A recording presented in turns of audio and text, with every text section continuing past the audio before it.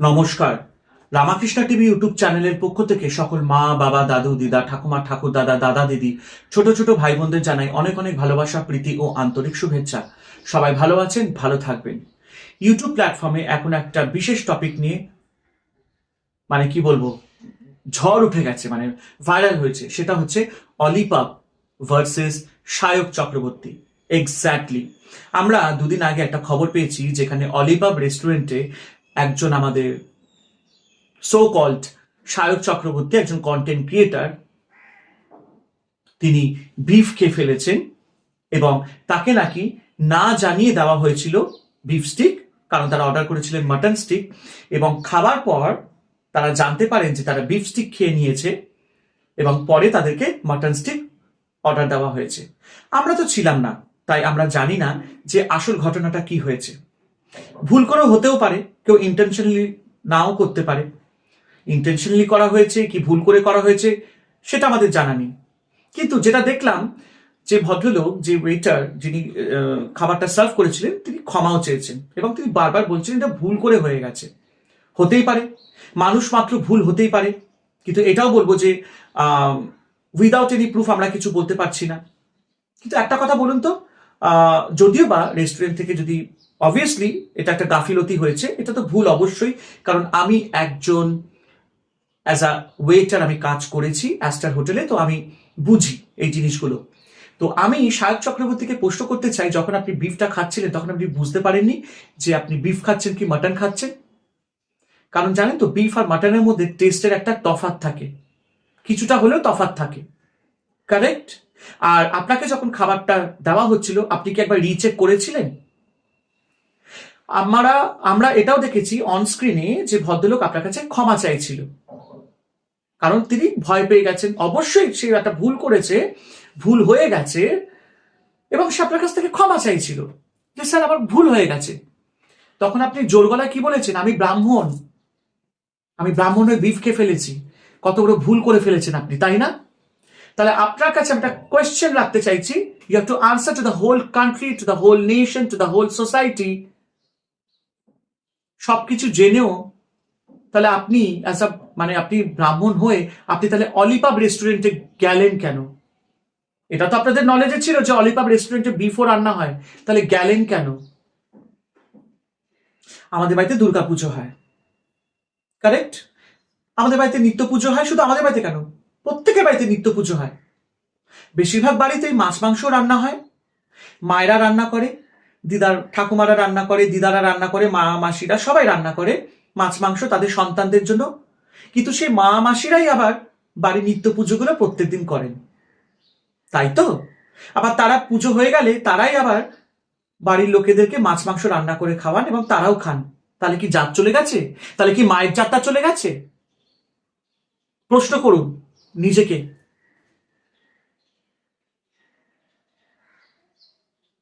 আপনি যে বললেন যে আপনি ব্রাহ্মণ, ব্রাহ্মণ তো আমি শুনেছি হিন্দু ধর্মের সবচেয়ে উঁচু জাত। তাহলে আমার একটা প্রশ্ন ছিল, যখন আপনার যখন মনে হলো যে আপনি একটা ব্রাহ্মণ হয়ে ভুল করে ফেলেছেন, হ্যাঁ, যে আপনি বিফ খেয়ে নিয়েছেন, তাহলে আপনি এত বড় ভুলটা করলেন কি করে? আপনি যখন জানেন যে অলিপাবে বিফ সার্ভ করা হয়, আপনি সেই রেস্টুরেন্টে গেলেন কেন? একবার চেক করেছিলেন যে যে কড়াইতে মাটন রান্না হচ্ছে সেই কড়াইতে বিফ রান্না হচ্ছে কিনা, বা ওদের সেপারেট কড়াই আছে কিনা রান্নার জন্য? এগুলো চেক করেছেন? চেক করেননি, তাই না? করবেন কেন? এনজয় করতে গেছিলেন, কন্টেন্ট বানাতে গেছিলেন, কিছু একটা করে ক্রিয়েট করবেন। খাওয়া দাওয়া হয়ে গেছে, হজম হয়ে গেছে, তারপরে কন্টেন্ট ক্রিয়েট করলেন। আজকে সেই মানুষটা আপনার কাছে ক্ষমা চেয়েছিল। আপনি তো বয়সে, তার তো হাঁটুর বয়সী আপনি। একটু করুণা হলো না? পরের দিনকে আপনি ওনাকে জেলে দিয়ে দিলেন। আবার যেই উনি জেলে চলে গেল, আপনি আবার ফেসবুকে একটা নোট দিয়ে দিলেন যে আমি কমপ্লেনটা তুলে নিয়েছি। তার তো যা ক্ষতি হওয়ার হয়ে গেছে, তার মান সম্মান সবকিছু হানি, একদম নষ্ট হয়ে গেছে। তারও তো পরিবার আছে, তার মা আছে, বউ আছে, বাচ্চা আছে, ভাই বোন আছে। তাদের অবস্থাটা কেমন বলুন তো? আপনার এই একটা হ্যারাসমেন্টের জন্য রেস্টুরেন্ট বন্ধ ছিল, তাকে জেলে যেতে হলো, তার পরিবারকে কতটা হেনস্থ হতে হলো। আপনার গাটস আছে? আপনি যেভাবে পরের দিন কি উনি জেলে চলে যাওয়ার পর নিজেকে মহান বানিয়ে নিলেন যে আমি কমপ্লেন তুলে নিয়েছি, তা আপনার গার্ডস আছে যে এখন আপনি অলিপাবে গিয়ে সেখানে গিয়ে তার থেকে ক্ষমা চেয়ে নিন, মিউচুয়ালি আন্ডারস্ট্যান্ডিং করে জিনিসগুলোকে বোঝাপড়া করে নিন, সেগুলোকে ভিডিওতে দেখান? পারবেন? যে উঁচু গলায় জোর গলায় আপনি যেভাবে ক্লেম করেছিলেন যে আপনি ব্রাহ্মণ হয়ে আপনাকে ইচ্ছাকৃত করে বিফ খাওয়ানো হয়েছে ইন্টেনশনালি, সেটা তো জানি না ইন্টেনশনালি হয়েছে কি ভুল হয়েছে, ভুল তো হতেই পারে মানুষের। তাহলে আপনার ক্ষমা চাওয়া উচিত, কিন্তু ক্ষমা চাইবেন কেন? আপনার তো বড় লোক, সে তো একজন ওয়েটার, খুব কম পয়সা রোজগার করে, লাখ টাকা সে কামায় না, তো আপনার তো মান সম্মান চলে যাবে না তার কাছে ক্ষমা চাইতে গেলে, কি তাই তো? বিকজ আপনারা সেলিব্রিটি, আপনারা লাখ লাখ টাকা কামান, আপনারা সেলিব্রিটির পেছনে দৌড়ান, কোথায় কন্টেন্ট আছে, আপনারা সেই সব জায়গায় দৌড়ান যেখানে বিবাহ বিচ্ছেদ হয়ে গেছে, যেখানে চুগলিগিরি গাইছে, যেখানে অসভ্যতামি চলছে, যেখানে ভালগারিটি চলছে, সেখানে কি আপনারা কন্টেন্ট বানান, কন্ট্রোভার্সি করেন। পারবেন সেই লোকটার সমস্ত কিছু মান সম্মান ফিরিয়ে দিতে?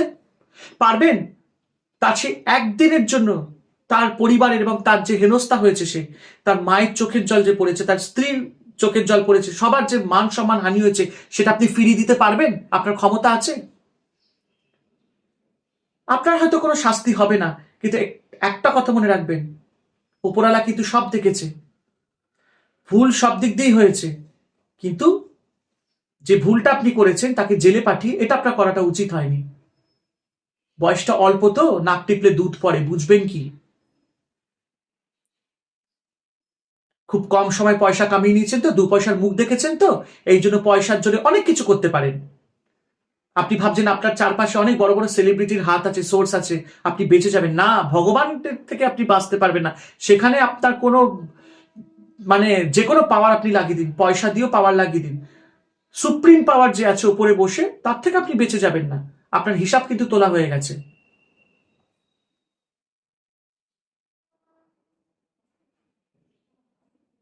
আপনাকে আনসার দিতে হবে, আপনাকে যেতে হবে অলিপাবে, এবং আপনি পারবেন সেটা করতে? সেখানে কি ক্ষমা চাইতে? পারবেন না, কারণ আপনার মধ্যে সেই গাটসটা নেই।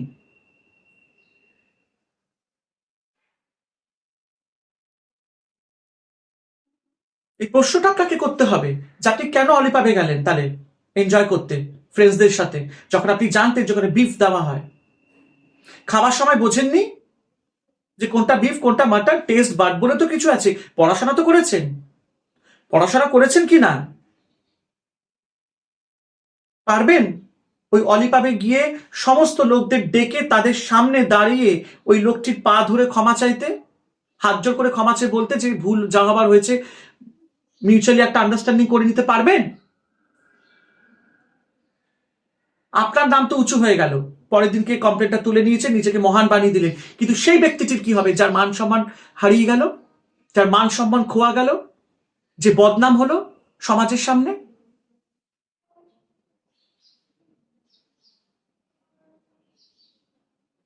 যখন আপনি এতই ব্রাহ্মণ ব্রাহ্মণ করে আপনি জিনিসটাকে এত আপনি আগ বাড়িয়ে জিনিসটাকে নেগেটিভিটিতে নিয়ে গেছেন, তাহলে আপনার উচিত ছিল না সেই রেস্টুরেন্টে গিয়ে মাংস খাওয়া।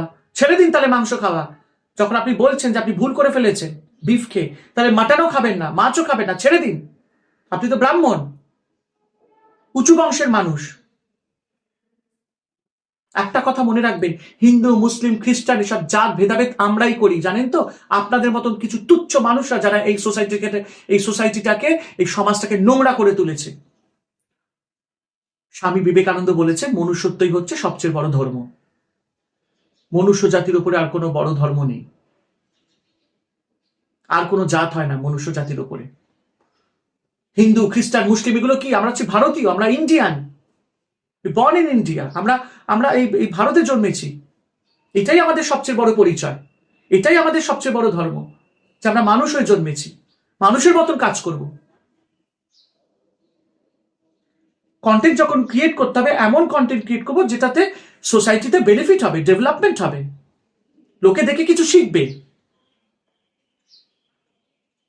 আমি একটা এমন ভাবে একটা কিয়স ক্রিয়েট করব যেখানে লোকে ভয় পাবে, নেগেটিভিটি ছড়াবে, তাহলে এরকম কন্টেন্ট ক্রিয়েটার আমাদের চাই না।